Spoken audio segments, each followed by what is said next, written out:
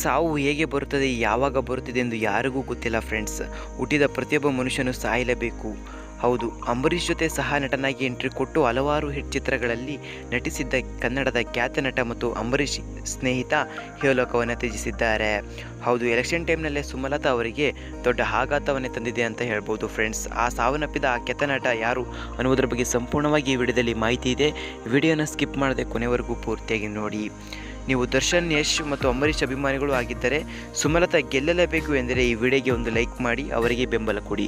ನೀವಿನ್ನೂ ನಮ್ಮ ಚಾನಲ್ಗೆ ಸಬ್ಸ್ಕ್ರೈಬ್ ಮಾಡ್ಕೊಂಡಿಲ್ಲ ಅಂದರೆ ಕೆಳಗಡೆ ಕಾಣುವ ರೆಡ್ ಕಲರ್ ಸಬ್ಸ್ಕ್ರೈಬ್ ಬಟನನ್ನು ಈಗಲೇ ಕ್ಲಿಕ್ ಮಾಡಿ, ಈಗಲೇ ಸಬ್ಸ್ಕ್ರೈಬ್ ಆಗಿ, ಹಾಗೆ ಪಕ್ಕದಲ್ಲಿರುವ ಬೆಲ್ಲೈಕನ್ ಕೂಡ ಮರದಲ್ಲಿ ಕ್ಲಿಕ್ ಮಾಡಿ ಸ್ನೇಹಿತರೆ.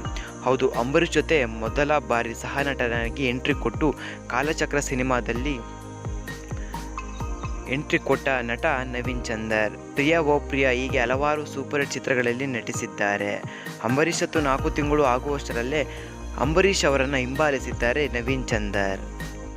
ಕಾಲಚಕ್ರ ಸಿನಿಮಾದಲ್ಲಿ ಎಂಟ್ರಿ ಕೊಟ್ಟ ನವೀನ್ ಚಂದರ್ ರಾಮಕೃಷ್ಣ ಅವರ ಕಾದಂಬರಿ ಸಿನಿಮಾದಲ್ಲಿ ನಾಯಕ ನಟನಾಗಿ ಬಡ್ತಿ ಪಡೆದಿದ್ದರು.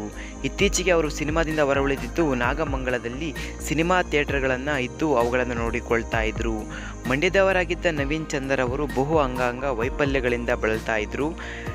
ಆಸ್ಪತ್ರೆಗೆ ಅಡ್ಮಿಟ್ ಮಾಡಲಾಗಿತ್ತು. ಚಿಕಿತ್ಸೆ ಫಲಕಾರಿಯಾಗದೆ ಸಾವನ್ನಪ್ಪಿದ್ದಾರೆ.